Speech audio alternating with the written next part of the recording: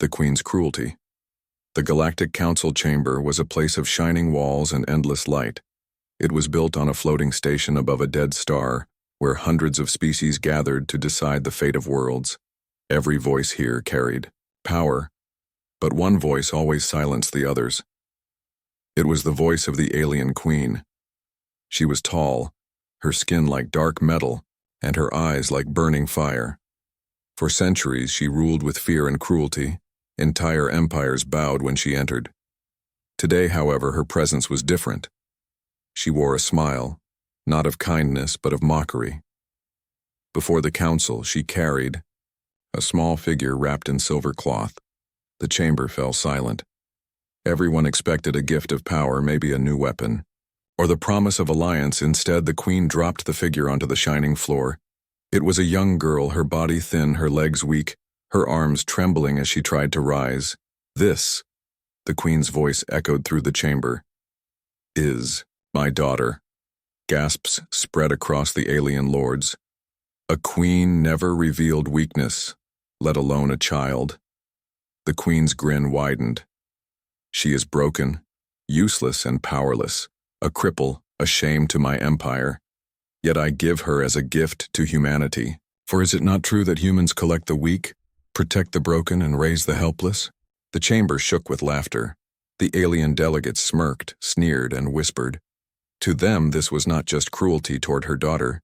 It was humiliation for humanity. Humans were new to the council, a young species barely learning the ways of the stars. To accept such a gift would be seen as weakness. To reject it would mark them as heartless. The human delegation stood at the far end of the chamber. They were silent. Their leader, Admiral Rowan, kept his face calm, though inside anger burned.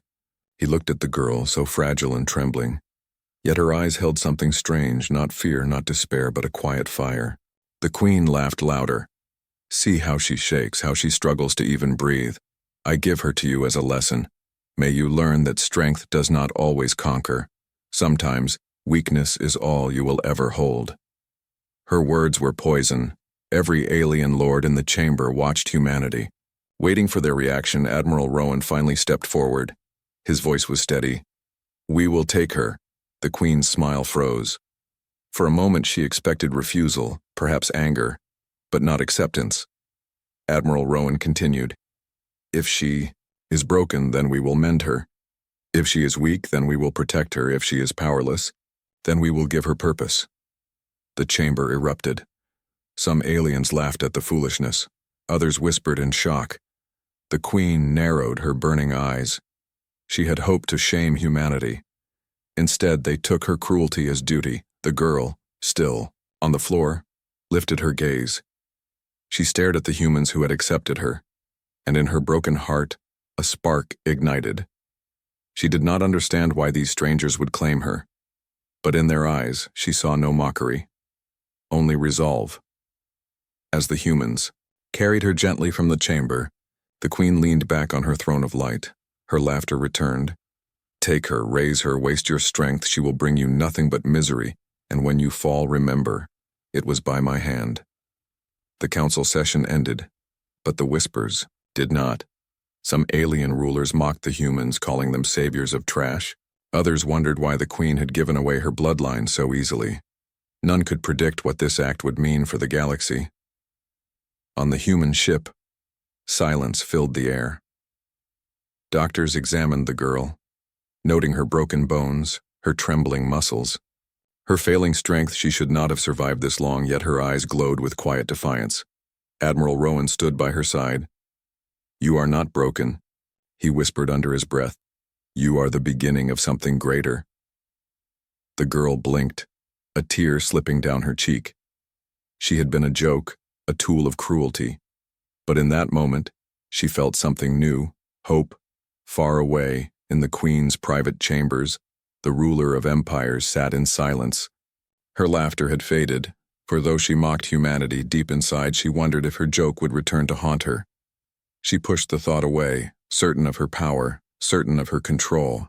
She had given humanity a burden, not a blessing, or so she believed. But destiny was already shifting. The galaxy had witnessed cruelty dressed as humor. And humanity had answered not with laughter, not with anger, but with acceptance, a dangerous choice. For from this cruelty, something greater was about to rise, and the queen in her arrogance had lit the spark that would one day burn her empire to ash. Humanity accepts the mockery. The human ship left the council station. In silence, the corridors echoed with whispers of anger and confusion. Many officers could not believe what had just happened. The most powerful queen in the galaxy had humiliated them, handing them her broken daughter as if she were trash. Yet their admiral had accepted, and no one dared question him in public. In the med bay, the girl lay on a silver bed, her body weak, her breath shallow. Machines hummed softly around her, scanning every bone and every nerve. Doctors shook their heads. She should not be alive. Her skeleton was fragile, her muscles trembling, her organs damaged from birth. Yet beneath the weakness, strange signals pulsed in her cells. A faint glow appeared in her veins whenever she dreamed. Admiral Rowan stood watching. His officers surrounded him, whispering, "Sir, this is madness. The Queen mocks us. The Council already laughs at us. Keeping this girl makes us look weak," another said. "We are not healers of crippled alien children. We are warriors. We should reject this insult." But Rowan raised a hand and silenced them. His voice was calm yet filled with iron. "She is more than what they believe. Did you see her eyes? That fire is not weakness, it is something else. Humanity was mocked today, but tomorrow the galaxy will see we do not abandon the helpless. We turn burden into strength." His words settled deep in the room. Some were still doubtful, but none could deny the determination in their commander's tone. For weeks the girl remained under human care. Scientists studied her DNA in secret. They found patterns no database could explain. Signals in her cells responded to energy fields. Magnetic waves bent around her presence. Even the ship's engines flickered when she passed nearby. Something inside her was alive, something beyond normal science. One night, the girl woke with tears in her eyes. She whispered softly, "Why did you take me? Why not leave me there?" A young doctor leaned closer and smiled gently. "Because we are human, we do not throw life away." The girl turned her face, her voice trembling. "My mother called me broken. She said I would bring nothing but shame." Admiral Rowan, who had entered silently, spoke firmly. "She was wrong. What she calls broken we will call different, and what she calls useless we will call powerful." The girl stared at him, her weak hands clenching the blanket. For the first time she believed his words, even if only a little. Outside their ship, the galaxy roared with news. Alien networks spread the story everywhere. "Humans take the Queen's cripple," they mocked. Some called humanity naive. Others said they were fools doomed to be dragged down by weakness. The Queen herself laughed before the Council. "Let the humans waste their time, while we sharpen our blades. They play with broken toys." But within humanity's hidden stations, a new project began. Secret orders carried the name Operation Phoenix. It was not an experiment, it was a vow to take the Queen's cruelty and forge it into something greater. The girl's training started slowly. She could barely stand, yet humans built machines to support her body. Day by day she learned to walk, to breathe without pain. And each time she grew stronger, her strange power showed itself. Lights flickered when she grew angry. Glass cracked when she cried. Magnetic fields bent around her like invisible armor. The scientists kept their findings secret. The Council would never understand. If they knew, they would try to take her, or worse, kill her. Humanity could not allow that. Suspicion grew among the alien spies. Some reported strange energy surges in human ships. Others whispered of a child with eyes that glowed. The Queen dismissed them with laughter. "Do not fear a cripple, fear me instead," she told her generals. Yet deep in her heart, a faint unease stirred, though she would never admit it. Meanwhile, the girl began to change inside. Once she believed she was nothing, a joke. But among humans she was treated not as trash but as hope. She began to dream of strength, to imagine herself walking tall, standing proud. Her broken body was no longer the end. It was the beginning. One evening, Admiral Rowan stood with her at the observation deck. Stars burned across the void and distant fleets moved like shadows. The girl whispered, "They laugh at you because of me." Rowan shook his head, his voice strong. "Let them laugh. A day will come when the galaxy will not laugh at you. They will fear you. And when that day comes, humanity will stand beside you." The stars reflected in her eyes, and for the first time she smiled, not with pain, but with determination. Far away in secret, the void stirred. Unknown to the Council, a new enemy was rising. Machines from beyond the edges of the galaxy were awakening, and destiny was preparing. The Queen's cruel joke had already planted the seed of humanity's greatest weapon.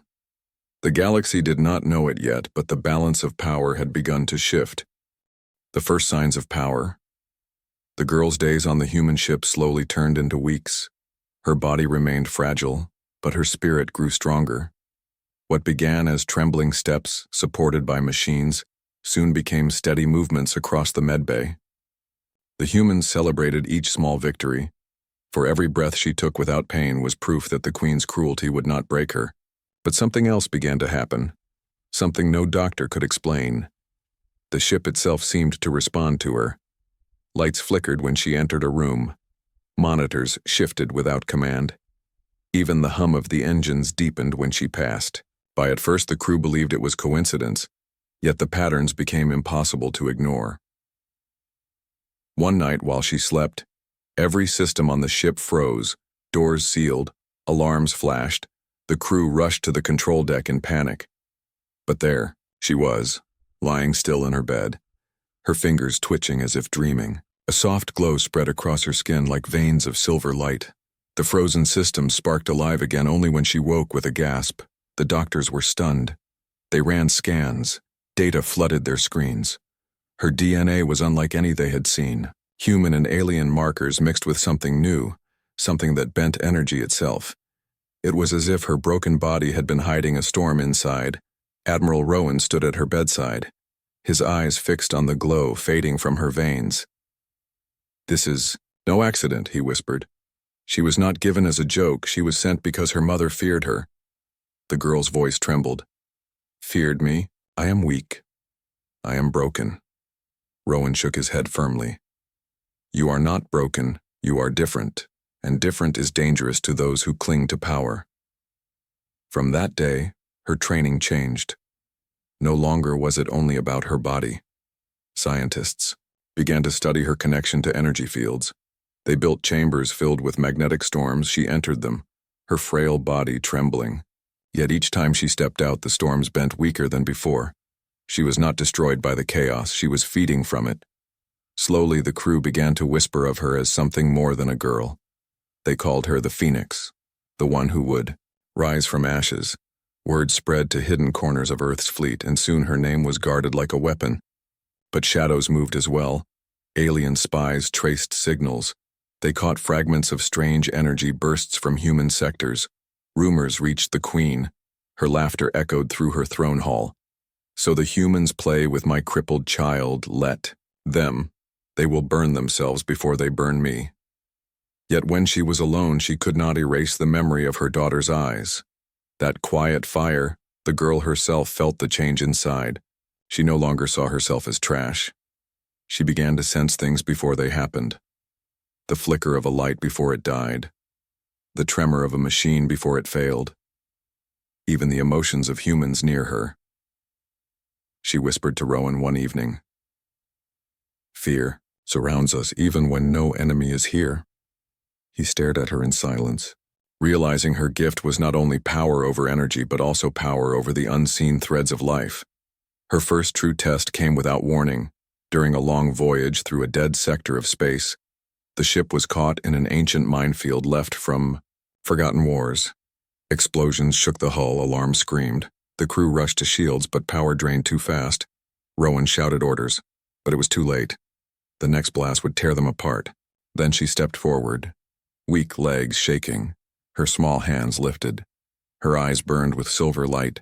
The next mine detonated, but instead of striking the ship, the energy bent around it, folding into nothingness. The crew stared in disbelief. She collapsed, but the ship was safe. Silence filled the deck. Every human there knew the truth. This girl was no burden. She was a weapon unlike any the galaxy had seen. Rowan lifted her gently, his voice low but full of iron. The Queen thought you were a joke, but you are humanity's shield, and one day you will be our sword. Far away, whispers grew louder. The council began to suspect. Some alien rulers demanded answers. Why were humans suddenly so quiet? Why did their ships vanish into hidden sectors? The Queen silenced them with her mocking grin.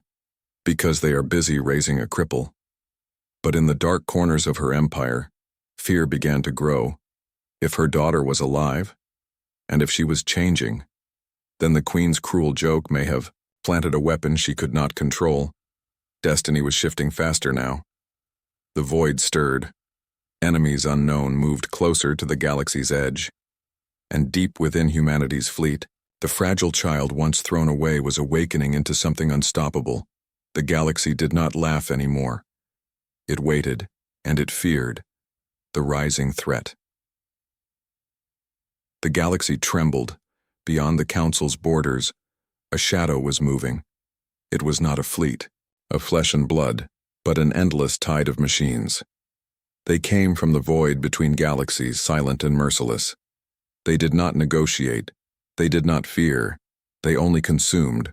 World after world burned. The first to fall was a small mining colony near the Queen's empire. The machines swarmed like a living storm, turning cities into dust. The Queen sent her fleets proud and vast, but they returned broken, shattered hulls drifting in space. For the first time in centuries, her empire tasted defeat. The council, met in fear, alien lords shouted at one another. Some begged the Queen to unite the fleets. Others demanded humanity prove its worth. But the Queen raised her head high, her voice sharp as a blade. We do not need the humans. They are weak. They cradle my broken child as if she is treasure. Let them hide while we fight. But deep, inside, unease twisted her heart. The machines were not like other enemies, they were relentless. And they learned with every battle. Her pride told her to crush them alone. But her instincts whispered that pride could lead to ruin. Meanwhile, far from the council's eyes, humanity moved in silence. The girl was hidden inside a secret station orbiting a dead moon. Here she trained in chambers filled with storms of plasma and fields of crushing gravity. Her fragile body shook, yet her eyes burned brighter with every trial. Rowan watched her from behind armored glass. His officers whispered among themselves, she should not survive this. Every bone in her body should break. Yet still she rose. Every fall made her stronger. Every scream of pain ended with fire in her hands. The scientists recorded everything. Charts glowed with impossible readings. She bends energy like clay, one whispered. She absorbs destruction itself, another said. Soon they no longer saw a broken child. They saw a weapon that could turn the tide of a galaxy. But her path was not only strength. At night, she sat alone, staring at the stars through the station's glass dome. They laugh at me, she whispered to Rowan when he joined her. They call me broken, even now I can feel their hatred across the stars. Rowan's reply was calm. Let them laugh. Every cruel word is fuel for what you will become. You are not their weakness, you are our answer. Rumors reached them quickly. Human spies reported that the Queen's empire was bleeding. Her fleets could not hold back the machine swarms. Refugees flooded the council, whispering of worlds turned silent in hours. Fear spread like wildfire. And still, the Queen mocked humanity, refusing to admit the truth. But cracks showed in her mask. Alone in her throne chamber, she stared at reports of her daughter. Whispers from spies told of energy fields bending around the girl, of impossible survival in storms that killed soldiers. Her fists clenched. No, she hissed. She is nothing. She will always be nothing. But doubt gnawed at her like a worm. Back in the human station, the girl faced her greatest trial yet. A chamber flooded with collapsing energy cores unstable enough to vaporize the entire station. Rowan stood ready to abort the test. But the girl raised a trembling hand. No, I must try. Her eyes flared silver. The collapsing energy bent around her like rivers changing course. The deadly blast folded inward, vanishing into her body. She collapsed to her knees, gasping but alive. The scientists stared in awe. "She does not only resist power," one whispered. "She consumes it." Rowan stepped forward, his voice steady, "And one day she will unleash it." The council grew restless. Reports of machine fleets destroying empires could no longer be hidden. Some lords began to whisper that perhaps humanity held something in secret. They demanded answers, but humanity remained silent. Only Rowan's calm voice echoed in private meetings. "We are preparing." The girl's name spread in secret channels. Aliens called her the Spark. Some mocked her still, but others began to fear her. Rumors said she could silence storms, shatter fleets with a single cry, whether true or not. The galaxy began to tremble at the possibility. The queen raged, smashing her throne in fury. She saw the balance slipping. The joke she once made was no longer laughter. It was turning into prophecy, and above the dead moon, as humanity's fleets gathered in secret. The girl stood on unsteady legs, staring into the void where the machines would come. She whispered to herself, a vow born from pain. "I will not be their joke. I will be their end." The rising threat grew closer, and with it, destiny. Humanity had chosen to gamble everything on a child once thrown away. The galaxy was about to learn that cruelty can plant the seeds of power, and power once awakened can reshape the stars. Revelation in the shadows' darkness moved across the galaxy, not the darkness of night but the silence of fear. Worlds burned under the machine swarms, fleets collapsed, empires cried for help. Yet in the middle of this storm, humanity remained quiet, too quiet. The council lords began to notice. Their fleets were weak, their borders crumbling, yet humanity was strangely calm. Human ships moved in secret. Convoys disappeared into uncharted systems, and whispers spread that Earth was building something. Something hidden. Spies were sent. They infiltrated human stations following trails of strange energy surges. One spy reported that entire power grids had collapsed without reason. Another claimed to have seen a young figure glowing like fire behind armored glass. The reports reached the council. Some laughed at the foolish rumors, but others grew pale. They remembered the queen's gift, the crippled daughter she had mocked before all. The queen dismissed the rumors with her cruel laugh. "Do not fear a child who cannot even stand. Humanity wastes its strength on broken toys. They will fall before the machines just like the rest." But when she was alone, her eyes burned with unease. She could not ignore the whispers of spies. Could it be true that her daughter still lived and worse was changing? Meanwhile, in the hidden human station, the girl's training entered new depths. She no longer feared the storms of energy. She embraced them. Magnetic fields bent to her touch. Plasma rivers curved around her hands. She could draw power into herself until her veins glowed like silver fire. But this gift came at a cost. Each time she used her strength, pain tore through her fragile body. Her muscles screamed. Her bones shook. More than once she collapsed, barely breathing. Doctors begged Rowan to stop, but the Admiral only said, "If she falls, we catch her. If she breaks, we rebuild her. She carries the weight of more than her own life now. She carries the hope of humanity." The girl herself refused to stop. "If I was given as a joke," she whispered through clenched teeth, "then I will turn the joke into fear. I will show them I am more than her cruelty." But the shadows outside grew thicker. One night, a human patrol intercepted an alien spy ship near the dead moon. Inside it were fragments of recordings, images of the girl bending storms, lifting waves of energy with trembling hands. The council lords who saw these images fell silent. Some laughed nervously, calling them lies. Others whispered in fear, "If this is true, then the balance of power has already changed." Rumors spread faster than truth. Fleet spoke of a silver-eyed girl who could destroy war machines with a glance. Refugees whispered that humanity had summoned a weapon from the void. Some called her savior, others monster. And in every shadow, fear grew. The queen's rage exploded. She smashed her throne, screaming at her generals. She is nothing, she will always be nothing. Yet her words rang hollow, for in her heart she remembered the eyes of her child, that quiet fire she had mocked, and deep inside, for the first time in her reign, she felt something she had not known in centuries. Doubt back in the human station, Rowan prepared the girl for her greatest trial. The machines had pushed closer. A council fleet begged humanity for aid. The admiral did not respond. Instead, he stood in the chamber with the girl. "The galaxy waits for proof," he said, "but proof will come at the right moment.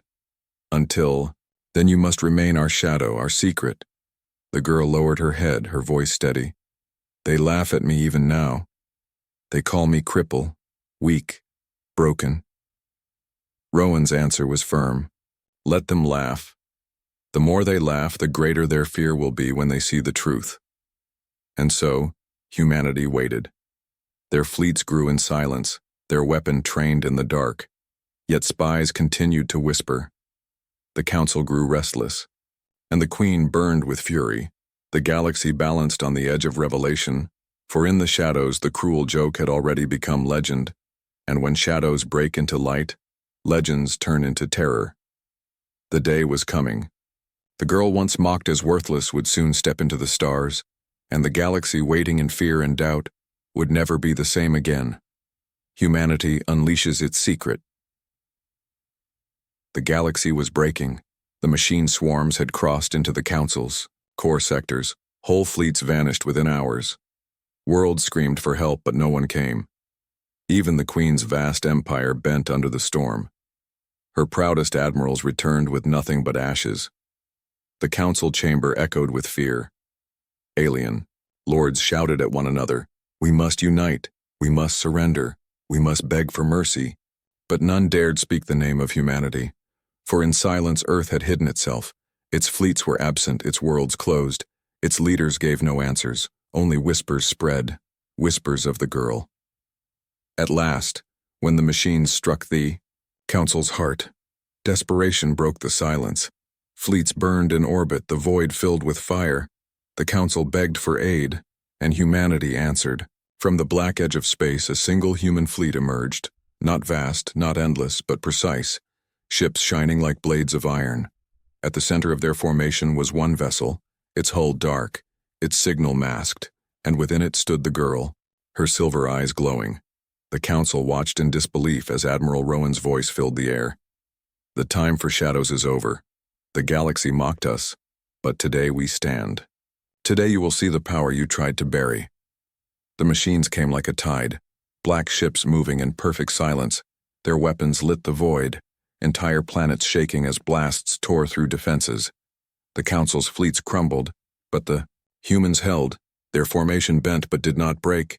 And then Rowan gave the order, "Release her." The chamber fell silent. The doors of the central vessel opened, and the girl stepped forward. She was fragile still, her body thin, her steps slow, but her eyes burned like suns. She raised her trembling hands, and the void itself shuddered. The first machine fleet opened fire. Beams of annihilation cut through the stars, but before they struck, the beams bent, twisting like rivers of light. They folded around the humans, turning back against the machines. Entire enemy squadrons exploded, shattered by their own fury. Gasps spread across the council chamber. Aliens who once laughed now stared in horror. "Impossible," one whispered. "No living being can do this." Another whispered, "She is not a child, she is a weapon." But it was not over. The machines adapted. Their second wave came stronger. Thousands of ships swarmed, firing in unison. The girl staggered, pain tearing through her. Her body trembled, blood dripping from her lips. But Rowan's voice cut through the storm. "Stand, Phoenix. Stand, for us all." Her silver eyes blazed, and with a cry, she unleashed the power inside her. A storm of energy burst outward, bending gravity, shattering fleets. 1,000 machine ships tore apart in silence, their remains drifting like broken glass. The void turned red with fire. The galaxy watched in awe. Some cheered, others trembled, but all knew the truth. The Queen's cruel joke had become humanity's greatest weapon. The broken daughter she mocked was now the force that could save or destroy them all.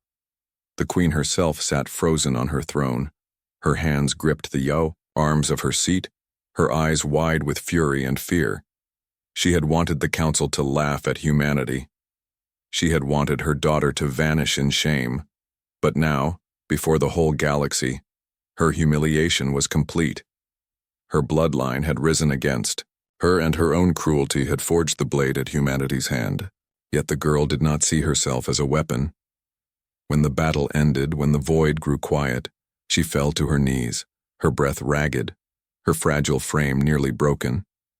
The humans rushed to her side. Rowan lifted her gently, his voice steady, but full of pride. "You are no burden. You are no joke.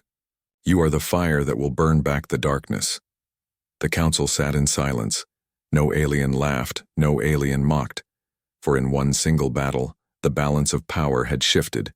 Humanity was no longer the youngest species to be ignored. Humanity was the shield of the galaxy, and perhaps its sword. But even as victory shone, shadows lingered. The machines were not gone, only scattered. They would return. Stronger. They always returned. And now the galaxy knew humanity's secret. The whispers would spread faster than light. Alliances would shift. Enemies would rise. Some would seek to destroy the girl, others to claim her, and the queen, watching from her throne, whispered to herself in rage and fear, "This is not the end. This is the beginning." Above the burning stars, humanity had unleashed its secret, and the galaxy would never be the same again. The queen's regret, humanity's rise. The battle was over. Silence filled the void where once thousands of machines had swarmed. Human ships drifted among the burning wreckage, their lights steady, their formation unbroken.